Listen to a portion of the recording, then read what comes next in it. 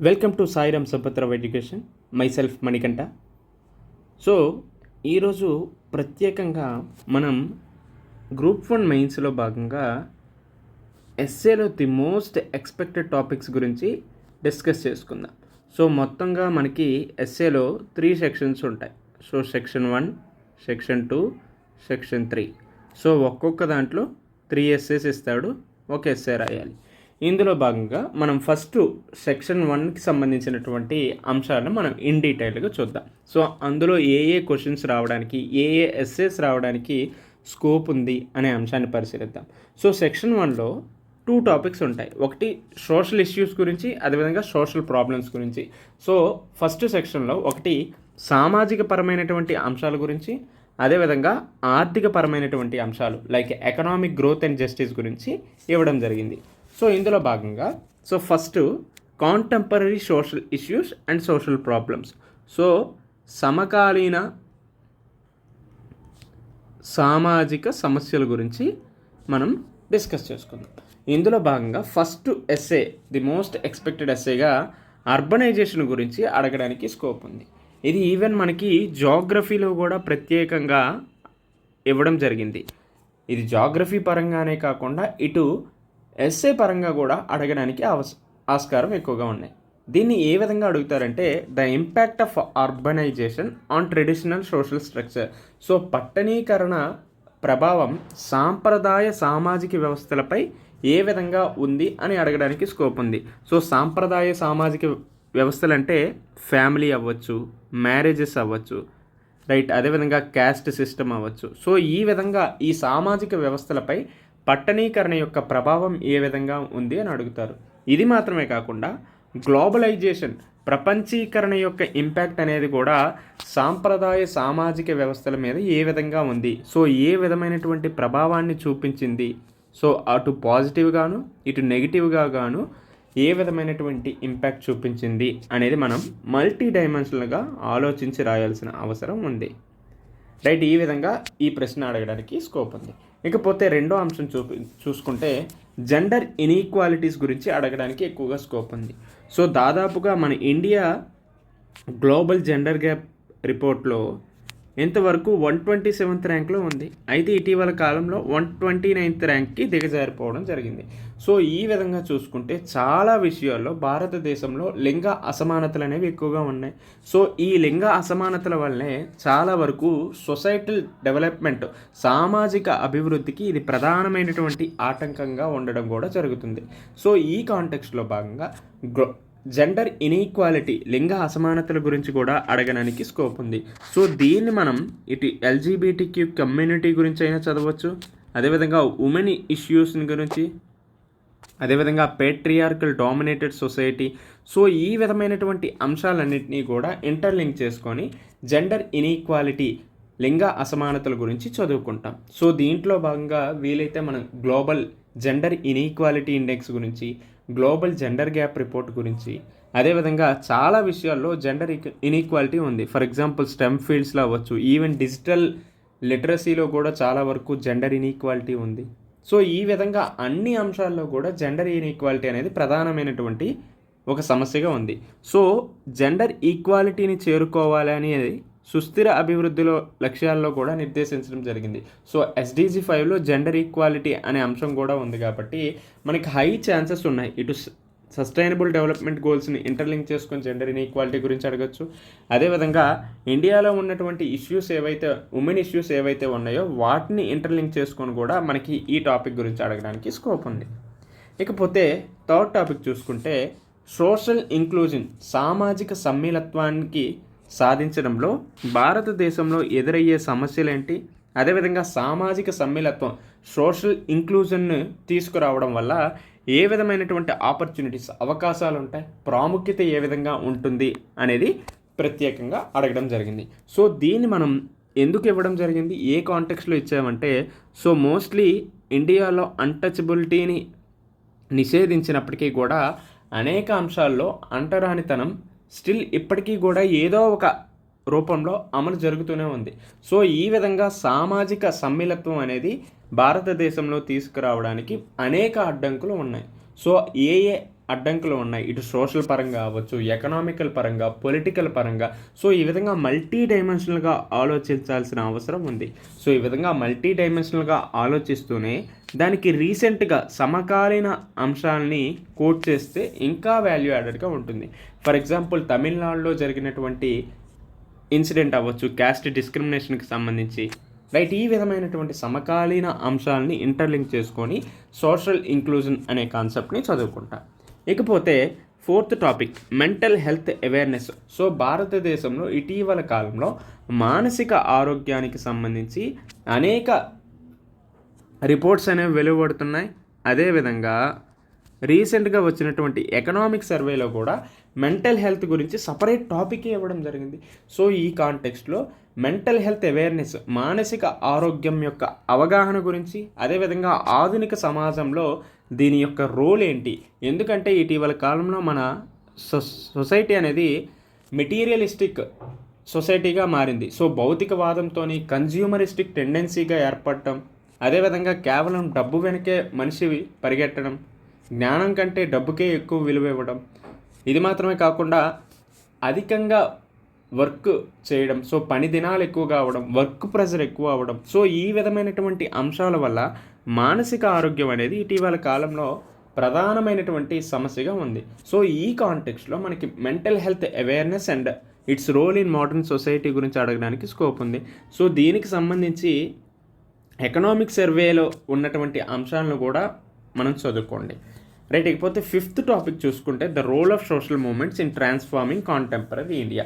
So మనం already చదువుకున్నదే. So హిస్టరీలో ఏ టాపిక్స్ అయితే చదువుకున్నామో ఆ అంశాలన్నింటినీ కూడా ఇక్కడ తీసుకొచ్చి అది ప్రస్తుతం కాంటెంపరీ ఇండియాని ఏ విధంగా ట్రాన్స్ఫార్మింగ్ చేసింది అని మనకి అడగడానికి స్కోప్ ఉంది. ఇది హిస్టరీ పర్స్పెక్టివ్లో అడగచ్చు, అదేవిధంగా సొసైటీ పర్స్పెక్టివ్లో కూడా అడుగుతారు. సో సామాజిక మత సంస్కరణల ఉద్యమాల యొక్క పాత్ర ప్రస్తుత భారతీయ సమాజం మీద ఏ విధంగా ఉంది అని అడిగారు.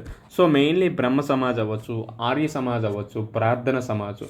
సో ఈ విధంగా ఈ సొసైటీస్ అన్నీ కూడా చాలా వరకు భారతీయ సమాజం మీద ఇంపాక్ట్ చూపించాయి. ఫర్ ఎగ్జాంపుల్ రేషనాలిటీ, హేతువాదాన్ని తీసుకురావడంలో అవ్వచ్చు, రైట్. అదేవిధంగా చైల్డ్ మ్యారేజెస్ని నిరోధించడంలో కావచ్చు. ఫర్ ఎగ్జాంపుల్ ప్లెడ్జ్ మూవ్మెంట్ ఏదైతే ఉందో అది చాలా వరకు బాల్య వివాహాలను నిరోధించడానికి తీసుకొచ్చింది. బ్రహ్మ సమాజ్ అనేది హేతువాదాన్ని తీసుకురావడానికి తీసుకొచ్చారు. ఇది మాత్రమే కాకుండా బ్రాహ్మణ వ్యతిరేక ఉద్యమాలు. సో ఈ విధమైనటువంటి ఉద్యమాలు ఏవైతే ఉన్నాయో అది ప్రస్తుత భారతీయ సమాజం మీద చాలా వరకు ఇంపాక్ట్ చూపించాయి. సో ఈ విధంగా కూడా మనకి ప్రశ్న అడగడానికి స్కోప్ ఉంది. అదేవిధంగా డిజిటల్ డివైడ్. సో ఇటీవల కాలంలో చూసుకుంటే భారతదేశంలో డిజిటల్ అంతరాలు అనేవి ఎక్కువగా పెరుగుతున్నాయి. సో డిజిటల్ ఇండియా పథకాలు తీసుకొచ్చినప్పటికీ భారతదేశంలో డిజిటల్ అంతరాలు ఇటు మేల్ వర్సెస్ ఫీమేల్ కావచ్చు, అదేవిధంగా అర్బన్ వర్సెస్ రూరల్లో కూడా చాలా వరకు డిజిటల్ అంతరాలు అనేవి పెరుగుతున్నాయి. సో ఈ డిజిటల్ అంతరాలు పెరగటం వల్ల సోషల్ ప్రోగ్రెస్ మీద, సామాజిక పురోగతి మీద ఏ విధమైనటువంటి ఇంపాక్ట్ చూపిస్తుంది, ఏ విధమైనటువంటి ఎఫెక్ట్ చూపిస్తుంది అని అడగడం జరిగింది. సో మెయిన్గా ప్రస్తుత IR 4.0 అవ్వచ్చు, లేదంటే డిజిటల్ యుగంగా మారుతున్న ఈ దశకంలో, ఈ శతాబ్దంలో ఖచ్చితంగా డిజిటల్ లిటరసీని ప్రమోట్ చేయాలి. డిజిటల్ డివైడ్ ఏదైతే ఉందో దాన్ని కూడా నిరోధించాలి. సో ఈ డిజిటల్ డివైడ్ని ఎప్పుడైతే నిరోధిస్తామో అక్కడ ఖచ్చితంగా సోషల్ ప్రోగ్రెస్ అనేది సాధించగలం. సో ఈ విధంగా ఇండియాలో చాలా వరకు డిజిటల్ డివైడ్ ఉన్నాయి. అది సామాజిక పురోగతి, సోషల్ ప్రోగ్రెస్ మీద ఏ విధమైనటువంటి ఎఫెక్ట్ చూపిస్తుంది అని అడగడానికి స్కోప్ ఉంది, రైట్. ఇకపోతే 8th టాపిక్ చూసుకుంటే పావర్టీ ఎరాడికేషన్, పేదరిక నిర్మూలన. సో ప్రధానంగా మనకి SDG గోల్లో ప్రధానమైనటువంటి ఫస్ట్ గోల్ ఏంటంటే జీరో పావర్టీ అనేసి మనందరికీ తెలుసు. సో ఈ విధంగా పావర్టీ ఎరాడికేషన్ అనేది స్వాతంత్రం తర్వాత నుంచి స్టిల్ ఇప్పటి వరకు కూడా అనేక ప్రభుత్వాలు ప్రధానమైనటువంటి లక్ష్యంగా పెట్టుకున్నారు. సో పేదరికాన్ని నిర్మూలించాలని.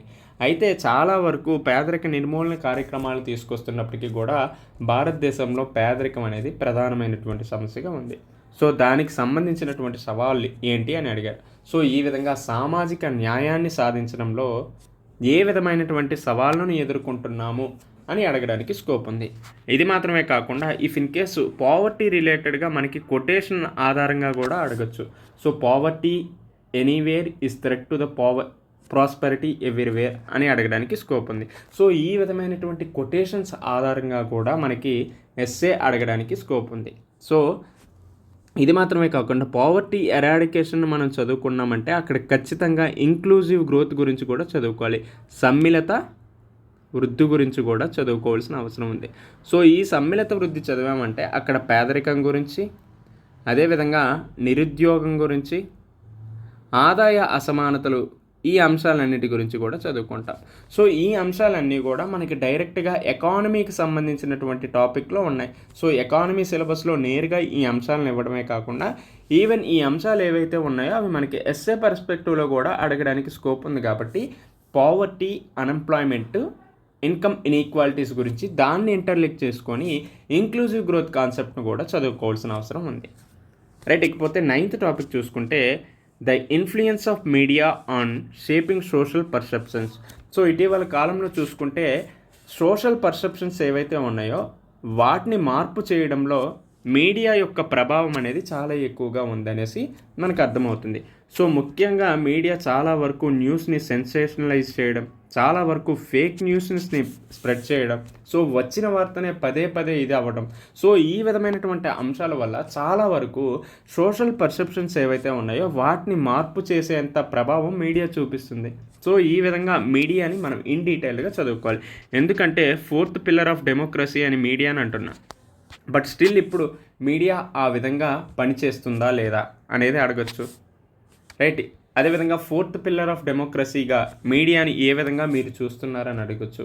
అదేవిధంగా మీడియాకి సంబంధించి గాంధీజీ గారు అవ్వచ్చు, స్వాతంత్ర సమరయోధులు చాలామంది కూడా మీడియా యొక్క రోల్, మీడియా పాత్ర ఏ విధంగా ఉండాలి అనేసి కూడా చెప్పడం జరిగింది.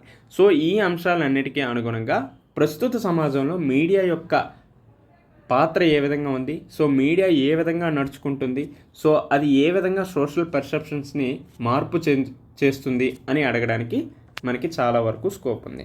ఇకపోతే లాస్ట్ అంశం చూసుకుంటే addressing the issue of child labour in contemporary India. So 1948లోనే మనకి ఆర్టికల్ 24లో బాల కార్మిక నిషేధం అనేది రాజ్యాంగంలో పొందుపరచబడింది. సో ఇది ఒక ప్రాథమిక హక్కుగా కూడా ఉన్నది. అయితే ఈ బాల కార్మికులు చైల్డ్ లేబర్ని ప్రొహిబిట్ చేసినప్పటికీ కూడా చాలా వరకు ఇది ఇప్పటికీ అనేక రంగాల్లో ఒక ప్రధానమైనటువంటి సమస్యగా ఉంది. సో ఈ ఇష్యూని కాంటెంపరీ ఇండియాలో ఏ విధంగా అడ్రస్ చేస్తారు అనే అంశాన్ని మనం అడగడం జరిగింది.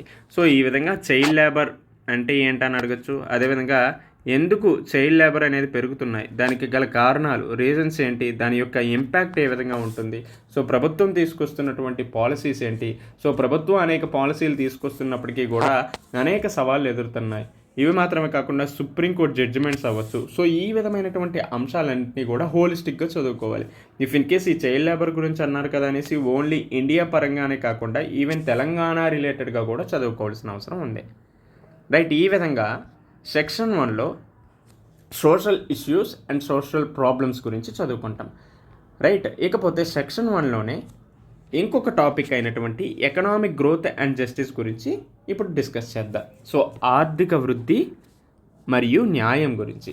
సో ఈ ఆర్థిక వృద్ధి న్యాయంలో ఉన్నటువంటి సమస్యల గురించి మనకి ఎస్ఏగా రావడానికి స్కోప్ ఉంది.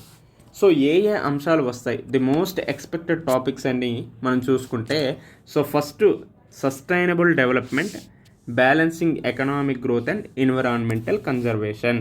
సో సుస్థిర అభివృద్ధి అనేది అటు ఆర్థిక వృద్ధిని, పర్యావరణ పరిరక్షణని రెండింటినీ కూడా సమతుల్యం చేయడం జరుగుతుంది అని అడగడానికి స్కోప్ ఉంది.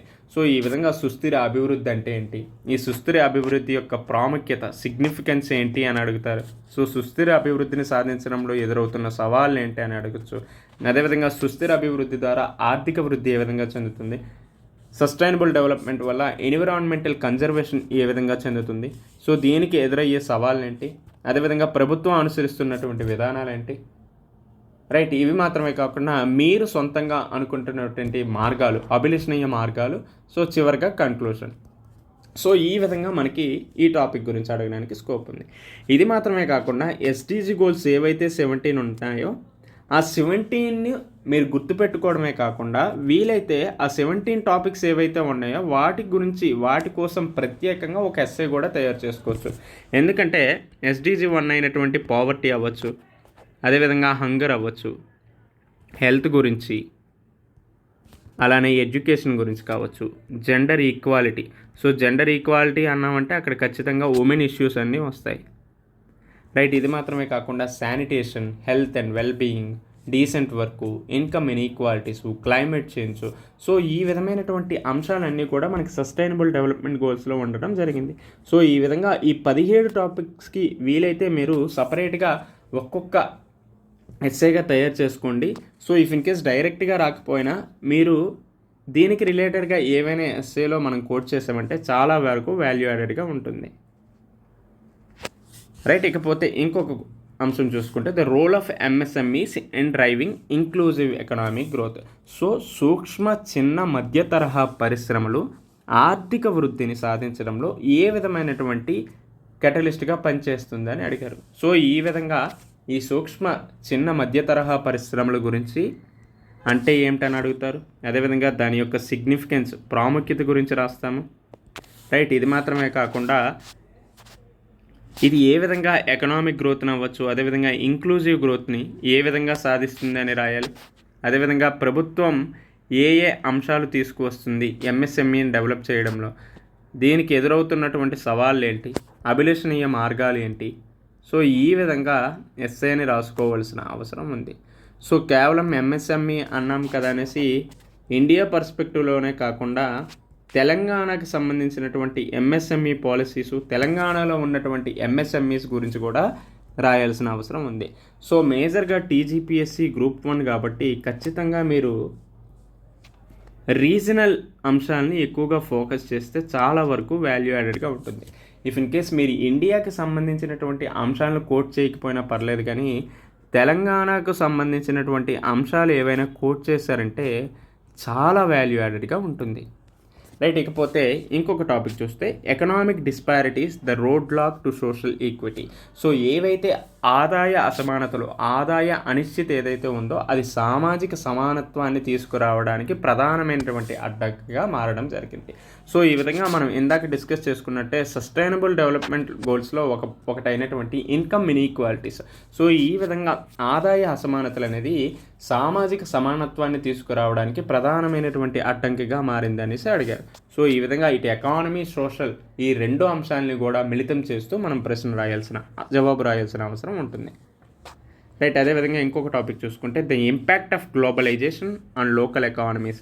సో ప్రపంచీకరణ యొక్క ప్రభావం స్థానిక ఆర్థిక వ్యవస్థ మీద ఏ విధమైనటువంటి ప్రభావం చూపించింది అని ఎస్సే రావడానికి స్కోప్ ఉంది. సో ఇటీవల కాలంలో చూసుకుంటే చాలా వరకు అమెరికా ఫస్ట్ అనే విధానం అవ్వచ్చు, Atmanirbhar Bharat, self reliant India కావచ్చు, ఆత్మనిర్భర్ భారత్. సో ఈ విధంగా ప్రొటెక్షనిజం టెండెన్సీని చాలా వరకు దేశాలు అనుసరించడం జరుగుతుంది.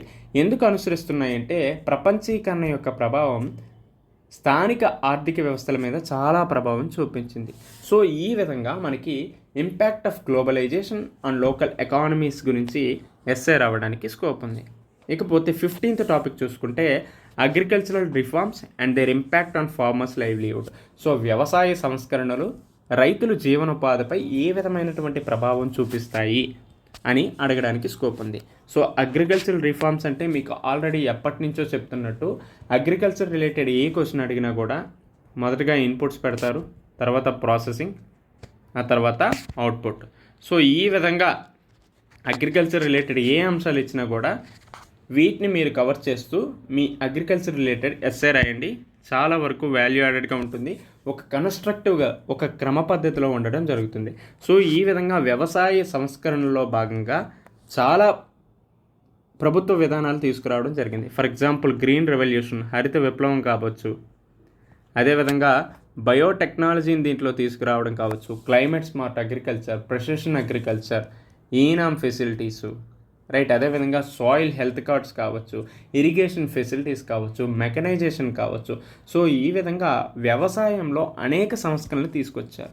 సో ఈ వ్యవసాయ సంస్కరణలు రైతుల జీవనోపాధిపై ఏ విధమైనటువంటి ప్రభావం చూపిస్తుంది అని అడగచ్చు. దీన్ని ఇంటర్లింక్ చేసుకొని రైతుల ఆదాయం రెట్టింపు అనే అంశాన్ని నీతి ఆయోగ్ చాలాసార్లు చెప్పడం జరిగింది. సో ఈ విధంగా డబులింగ్ ద ఫార్మర్స్ ఇన్కమ్ అనే అంశం గురించి కూడా మనకి ఎస్ఏ రావడానికి స్కోప్ ఉంది. ఇకపోతే 16th టాపిక్ చూసుకుంటే the gig economy and its role in India's economic growth. So భారతదేశంలో గిగ్ ఆర్థిక వ్యవస్థ ఏ విధంగా ఉంది, అదేవిధంగా ఇది భారత ఆర్థిక వృద్ధి మీద ఏ విధమైనటువంటి ప్రభావం చూపిస్తుంది, దాని యొక్క పాత్ర ఏంటి అని అడగచ్చు. రైట్, ఈ విధంగా గిగ్ ఎకానమీ గురించి ప్రత్యేకంగా చదువుకోవాలి. సో ఇది most expected topic gig economy. తర్వాత 17th క్వశ్చన్ చూసుకుంటే the economic empowerment of women for national development. So మహిళల యొక్క ఆర్థిక సాధికారత అనేది జాతీయ అభివృద్ధిలో కీలకమైనటువంటి అంశంగా చెప్పారు. రైట్, ఈ విధంగా ఉమెన్ రిలేటెడ్ ఇష్యూస్ గురించి ఖచ్చితంగా మనకి ఎస్ఏలో ఒకటి ఖచ్చితంగా వస్తుంది. సో ఇటు ఎకానమీ అవ్వచ్చు, పొలిటికల్ పరంగా అవ్వచ్చు, లేదంటే హిస్టారికల్ పరంగా అవ్వచ్చు. సో ఏ విధంగా 3 సెక్షన్లో ఖచ్చితంగా ఉమెన్ రిలేటెడ్ ఎస్ఏ అయితే ఖచ్చితంగా వస్తుంది. మీరు ఖచ్చితంగా ఉమెన్కి సంబంధించి ఎస్ఏని డీటెయిల్గా ప్రిపేర్ అవ్వండి. రైట్, అయితే సోషల్ ఎంపవర్మెంట్ గురించి అడగచ్చు, లేదంటే ఎకనామిక్ ఎంపవర్మెంట్ గురించి అడగచ్చు, లేదంటే పొలిటికల్ ఎంపవర్మెంట్, సామాజిక సాధికారత, ఆర్థిక సాధికారత, రాజకీయ సాధికారత, ఈ 3 అంశాల్లో ఏదో ఒక అంశం గురించి అడగచ్చు. లేదంటే ఉమెన్ ప్రస్తుతం ఎదుర్కొంటున్నటువంటి సమస్యలు, ప్యాట్రియార్కల్ డామినేటెడ్ సొసైటీని ఇంటర్లింక్ చేసుకొని అడగచ్చు. లేదంటే జెండర్ ఇన్ఈక్వాలిటీకి సంబంధించినటువంటి అంశాలు SDG 5తో ఇంటర్లింక్ చేసుకొని అడగడానికి చాలా వరకు స్కోప్ ఉంది. సో ఈ విధంగా ఉమెన్కి సంబంధించి మీరు హోలిస్టిక్గా చదువుకోండి, ఖచ్చితంగా ఒక ఎస్ఏ వస్తుంది. రైట్, 18th టాపిక్ చూసుకుంటే the challenges of balancing economic growth with social welfare. So ఆర్థిక వృద్ధితో పాటు సామాజిక సంక్షేమాన్ని కూడా ఆలోచించి సమతుల్యంగా ఎప్పుడైనా ప్రభుత్వ పథకాలు అనేవి రావాలి. అయితే ఈ విధంగా ఆర్థిక వృద్ధిని సాధించే క్రమంలో అటు సామాజిక సంక్షేమం అనేది కొన్నిసార్లు ప్రభుత్వం పట్టించుకోవట్లేదు, కొన్నిసార్లు సామాజిక సంక్షేమాన్ని ఎక్కువగా దృష్టిలో పెట్టుకొని ఆర్థిక వృద్ధిని సాధించడంలో విఫలమవుతున్నాయి. సో ఈ విధంగా ఏ ఏ సవాళ్ళు ఉన్నాయి అని అడగడానికి స్కోప్ ఉంది. సో ఈ విధంగా సోషల్ వెల్ఫేర్ అంటే మనం ఫ్రీబీస్ ఇంటర్లింక్ చేసుకొని చదవచ్చు కదా. కేవలం బ్యాలెన్సింగ్ ఆఫ్ ఎకనామిక్ గ్రోత్ అంటేనే జీడిపి, పర్చేసింగ్ పవర్ ప్యారిటీ ఇటువంటి అంశాలనే ప్రభుత్వాలు తీసుకుంటున్నాయి. కానీ హ్యూమన్ డెవలప్మెంట్ ఇండెక్స్, మానవ అభివృద్ధి సూచీలో భారతదేశం ముందండాలని ప్రభుత్వాలు చర్యలు తీసుకోవట్లేదు. గ్లోబల్ హంగర్ ఇండెక్స్, ఆకలి సూచీలో భారతదేశం 111వ స్థానంలో ఉంది, ఇప్పటికీ దాని గురించి చర్యలు తీసుకోవట్లేదు. Gender inequality, global gender gap రిపోర్ట్లో భారతదేశం 129వ స్థానంలో ఉంది. సో ఈ విధంగా కూడా చర్యలు తీసుకోవట్లేదు. సో ఈ విధంగా సోషల్ వెల్ఫేర్, ఎకనామిక్ గ్రోత్ని బ్యాలెన్స్ చేయాల్సిన అవసరం ఖచ్చితంగా ఉంది. కాబట్టి ఈ 2 అంశాలని ఇంటర్లింక్ చేసుకొని అడగడానికి స్కోప్ ఉంది.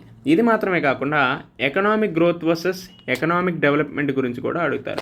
సో కొన్నిసార్లు చాలాసార్లు ప్రభుత్వాలు ఆర్థిక వృద్ధి, ఎకనామిక్ గ్రోత్, జీడిపి టర్మ్స్ మీద ఎక్కువగా ఫోకస్ చేస్తుంది, కానీ ఎకనామిక్ డెవలప్మెంట్ మీద ఫోకస్ చేయదు. సో ఈ విధంగా కూడా మనకి ప్రశ్న అడగడానికి స్కోప్ ఉంది. సో డైరెక్ట్గా ఈ అంశం మనకి ఏపీపీఎస్సి గ్రూప్ 1లో అడగడం జరిగింది. రైట్, ఇకపోతే 19th టాపిక్ చూసుకుంటే technology driven economic growth and it's consequences. Technology ఆధారిత ఆర్థిక వృద్ధి, దాని యొక్క పర్యవసానాలు ఏంటి అని అడగడానికి స్కోప్ ఉంది.